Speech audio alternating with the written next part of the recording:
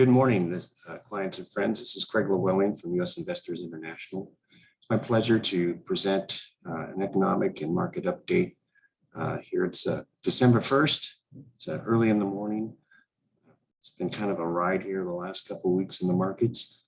So I just kind of wanted to give an overview of what we've seen through the year so far and where we're at now and what we see going forward here. First, just let me say there's nothing here that's surprising us. We'll talk more on this, but we've been through this rodeo before. Those of you who've been with me over the last 3 to 4 decades, we're seeing the same thing we've seen before. So we'll jump in here. And we'll look at some things here, and kind of give kind of where we've been, where we're going, and what we're thinking here. Before we begin, though, there's always 5 areas of financial planning that we are looking at as a comprehensive financial services firm. So we try to always consider the impact of any of our recommendations, not just one, but all of these areas when we're reviewing your situation. And today's presentation is really going to be focused on investment planning in the equity markets. The first thing is, knowledge is power. And here, I fully believe that clients, our best clients are ones that are educated. We always try to help. We try to do our best to help you. When it comes to your finances, we believe that knowledge is power. And one of our missions here is to share with you knowledge that can help you make informed decisions, and it can help you make informed decisions as we're talking to you through our reviews for the rest of this year and as we go into next year as well. The month of September is always going to be trouble. Really, the July to October timeframe can be a rough patch historically. Though we saw a little bit of a rough patch in September, and it's important to know that September this year it ranks as the weakest month for equities over the last 20 years, which is interesting because the markets were off about 5%, which is still not market correction territory. We'll speak about that here more in a minute. But history definitely repeated itself again this year as investors saw a difficult September for both the S&P 500 and the Dow Jones Industrial Average. The third quarter, it started with strong earnings reports, and it lifted many of the large U.S. stocks during the summer and ended with the Federal Reserve striking a dovish tone at that time, which confirmed its hesitance to tighten policy too fast. That certainly has changed here in the last week. But during the third quarter, the S&P 500 experienced its worst monthly performance in September since March of 2020. It closed the quarter at 4307 after dropping 4.5% in September. But even with this drop, it still experienced the 6th consecutive quarter gain, which was up 0.2%. So it's still up for 2021. And that's true as of the recent market downturn. Here we've seen in November, last part of November, markets actually came off a little stronger than they did in September. They're off 5.4% through yesterday. The Dow Jones Industrial Average, it ended the third quarter lower than it started, finishing at 33,843. It dropped 4.3% in September. And for the third quarter, it ended down almost 2%, making the first quarter loss for the Dow Jones since the first quarter of 2020. And again, the Dow is still positive for 2021. And again, that's also holding true for the last week or so of November, as the Dow has been off 5.4% now in the last week and a half. So really, what are our concerns? I've talked to many of you here in the last couple of months, well, really since over the summer.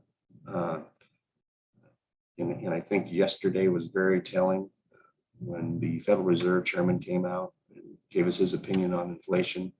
Inflation has been a concern of ours for months now. As I've told many of you, there's things here that remind me a lot of the early 70s.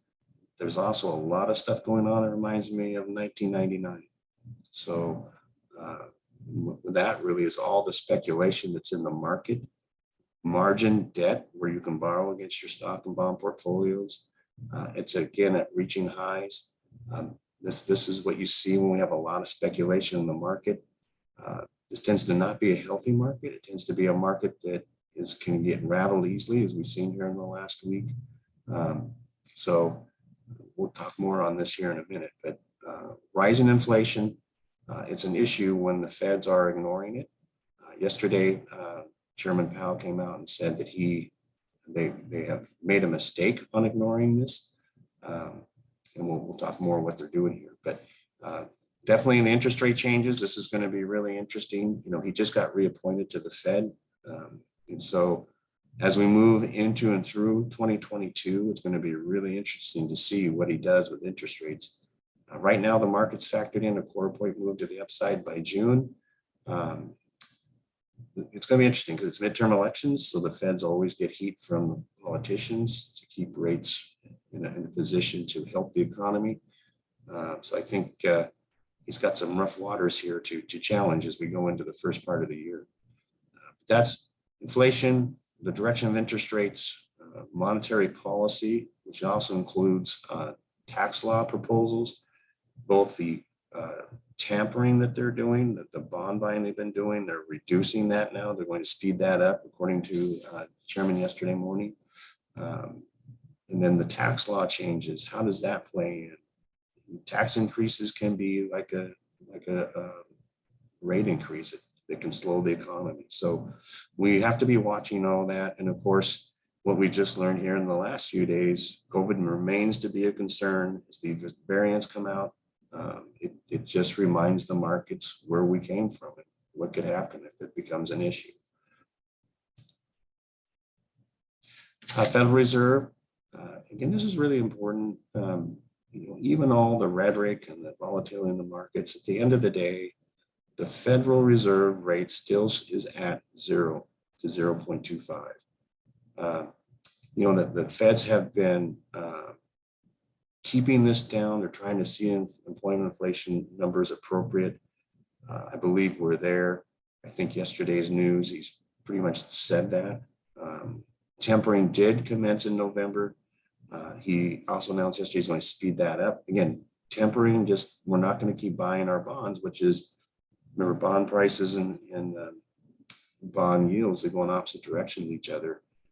So with us buying our bonds, it was forcing those yields to go down, which was helping the real estate market. So this is a big deal for the real estate market. So they're going to speed up reducing that in December here. So we just announced that yesterday. So really want to be watching that. That's what tapering. They're reducing that bond buying, and then the inflation rate. Are they going to start rising that? Or are they going to do it quicker than what the market's expecting? And what's important on this, when you look at the other cycles, and yes, we've seen these over and over again, seen these cycles. What's important on this is when the market tends to look at raising rates as a negative, but even if they moved it a quarter of a point or 50 basis points, it's still really low interest in money markets and CDs. Markets will probably continue to do well. So we see any downward movement in the markets here continue to be buying times, though we haven't seen a market correction, which is defined as 10% or more to the downside since March of 2020. We'll talk about that here a little more in a second. Again, these are your Treasury yields. They've been all over the board. At March 19th of this year, they were at a high 2.545%. In the last week, they went down to 1.4, I think it was. That's just money running to safety that we've seen here in the last week and a half as the stock market gets jittery. Again, that happened over the news of a new variant coming in.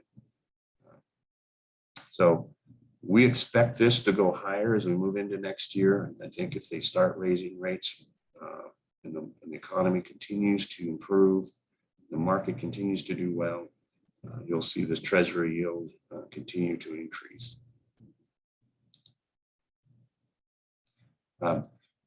Be really careful here. And we'll talk about risk tolerance here in a minute, but bank money market rates, CDs, I mean, they're just paying nothing. Don't lock up money into any kind of CDs at this point.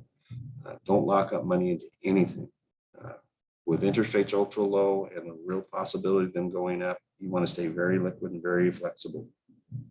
But we're keeping, we want to get these dollars to work when the opportunity presents itself.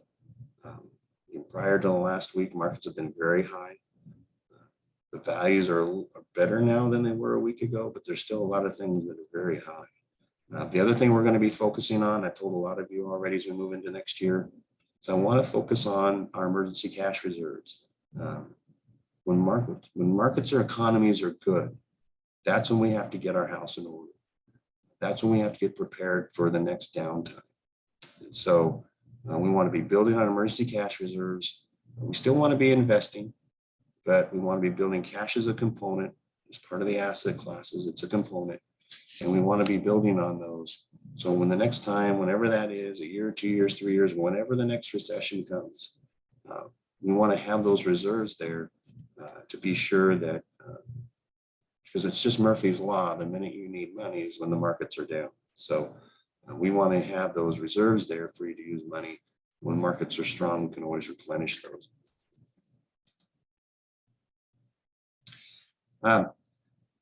The fourth quarter has always been historically the best quarter for equity markets. However, given the last week and a half, we need to remember that prior performance never indicates future performance. And there are still many key factors that could affect what direction we see equity markets move in the fourth quarter. And, we're learning that a month is a long time in the market. I think we'll end this thing strong, but it's certainly one bad news story from going down more. So again, we're cautiously optimistic here.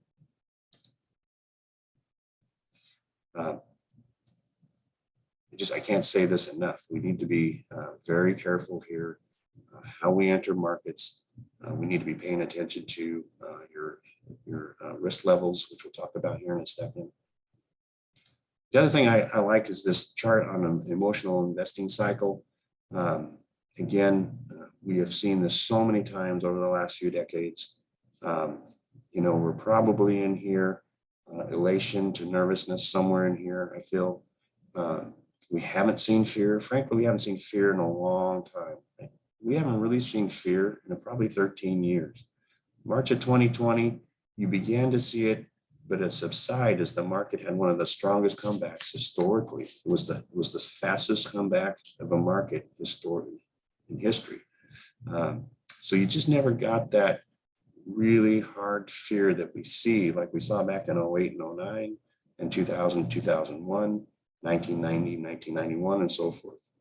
And so it's coming, but I think we're a ways off from that. But when we're in this, we're definitely in the greed part of the market. There's just no doubt about it. You see that in all the speculation and the margin, the borrowing out of your portfolios. That's always been a sign of more to the top. So I just think we're somewhere in here because there's a lot of nervous investors out there as well. We've been talking to you a lot about this here over the last, really for the last couple of years, really the last 3 years, frankly, but really hard again. I'm really looking at portfolios, especially those of you that have, we've timed back into the market over the last couple of years with new dollars, or if you're new to us, we've been timing into the market. Market has been, it's been a great time to do that, but the market is reaching new highs. And so in a lot of cases, if you're a moderate risk taker or an aggressive risk taker or a conservative risk taker, the strong markets like this, it tends to pull your risk level into another category. So we're watching that. We're having these discussions with you. We're going to have some hard discussions here in the next couple of quarters on this. And just remember when we get to markets at highs like this, people don't want to believe it can happen again. It's the only thing I can tell you for sure is we're going to have more recessions. It will happen again. And so time horizon, we've been talking about a lot of that with you. A lot of people are starting to get closer to retirement. So we really need to keep that in mind in terms of entering into the market with new money and exiting, again, exiting markets, exiting bond markets, rebalancing and keeping your risk tolerance in mind. Your behavior, market volatility is part of the experience. This can create anxiety and stress when volatility occurs. So we just don't, we really want to look at your tolerance for risk and remind you of what that is. It's really, really important here, because it's been a really easy time for people to look back and say, did we make enough money? Well, based on your risk tolerance, everybody we have is right in where they should be. So if you're a conservative investor today, you're probably up 3, maybe 4%. That's right in line. And the conservative investor, that's more your bond market area. And that's been struggling here all year. It's been a tough time to be a conservative investor with the threat of inflation or higher rates because of inflation. With that threat, it poses problems for the bond market. So it's really easy to look back and wish you had all done this and that different. But that's not, it could have been just the other way, just as easy. So always keeping in mind your overall strategy. Are you looking at something that doesn't quite fit with your overall strategy? Perhaps the media is influencing you to make a rash decision on a trending investment. If it isn't congruent with your overall strategy, the odds are there's more risk involved. The pressure can create more risk and potentially cause setbacks in your goals. I'm watching people making decisions now. You're making the wrong decisions because your cash is earning 0. And so you want something more, you're hungry for something more. This is, again, cautious. Markets are high.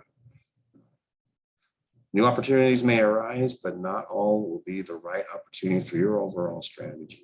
We always have to come back to what we're trying to achieve here. Again, we talked about this, entry and exit, really important. We're watching all this, watching your risk tolerance, watching the overall portfolio. Are they staying within that risk, or have they moved out of it?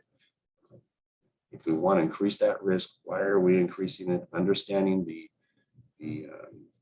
additional risk and what that means. Remember, the more reward, the more in the last 2 years, the aggressive investors have been rewarded for the risk they've taken.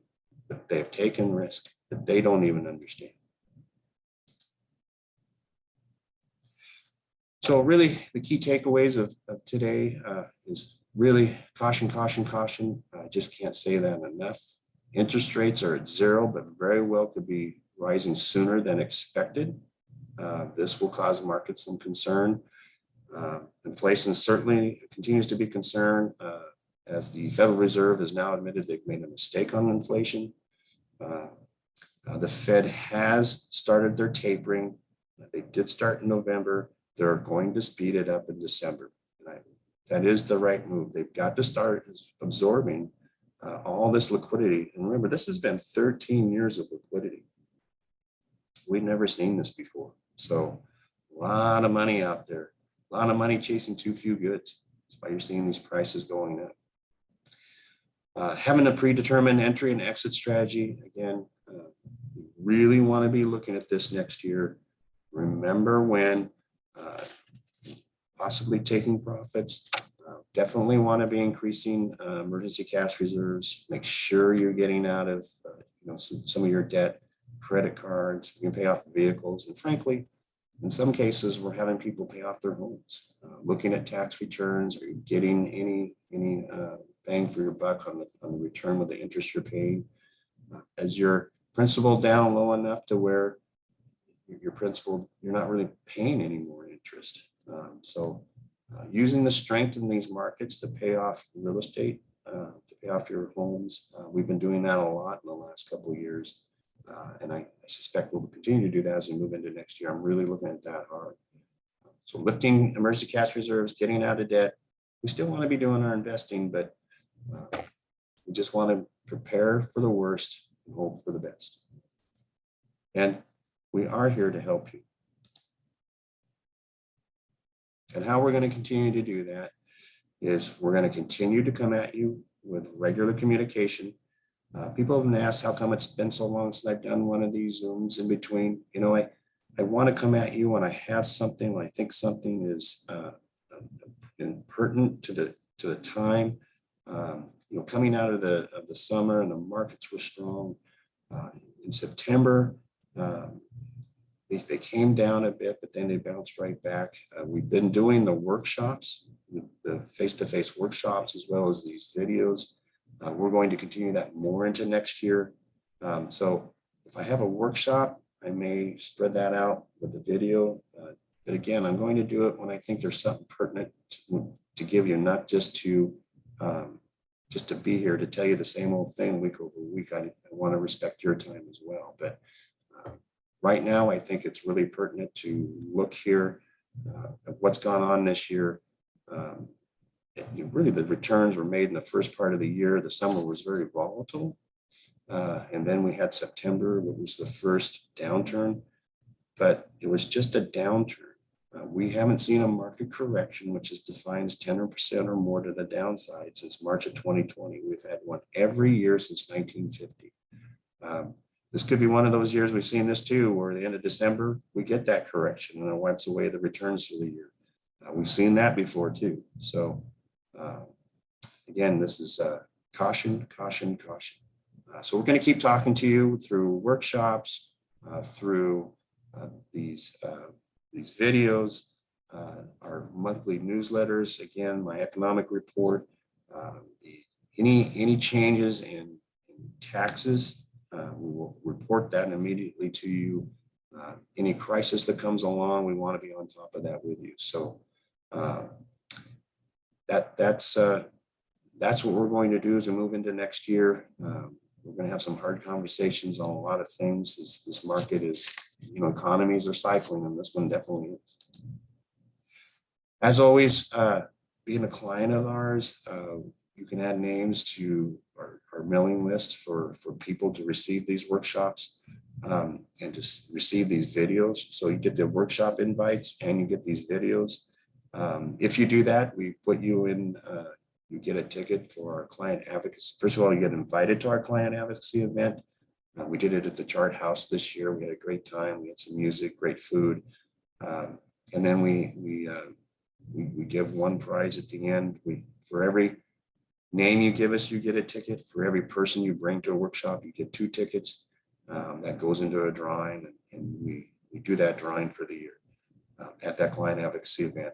So we look forward to, we hope to see all of you there this next year as we move through. So we really appreciate this. This is how we grow. And we appreciate you as our clients. And again, if we can help others around you, we would love to do that. So please feel comfortable letting us know the names of anyone you feel could benefit from our services or this information. Because again, one of our primary goals is to keep clients informed. And that's, you know, a lot of you have been through my class at Clark College. I love clients being educated. It makes it for a much more enjoyable conversation. And I think it helps keep you from panicking when bad things happen. So we appreciate you watching our update. And again, please call or email if you need anything or have any questions. I look forward to seeing a lot of you. We're getting a great response to our Pies and Poinsettias events again this next week. Tuesday, we're doing it here in Portland. Thursday, we're doing it up in Vancouver. Doing it at the Heathman Lodge. It should be a really neat venue for that. Here in Portland, we are scrambling right now, but looking forward to sharing our new event space and our new office that we're doing just 1 block away from where we're at now. We hope to be in there by the end of December. And so as we move into next year, we'll be meeting you in our new office here in Portland. Vancouver office will remain the same. And so with that, I hope you have a great rest of the week, and I hope to see everybody next week. If I don't see you, I hope everybody has a wonderful holiday. Merry Christmas and a Happy New Year. It's hard to believe it's 2022, but here we go. So thank you very much, and we'll hope to see you soon.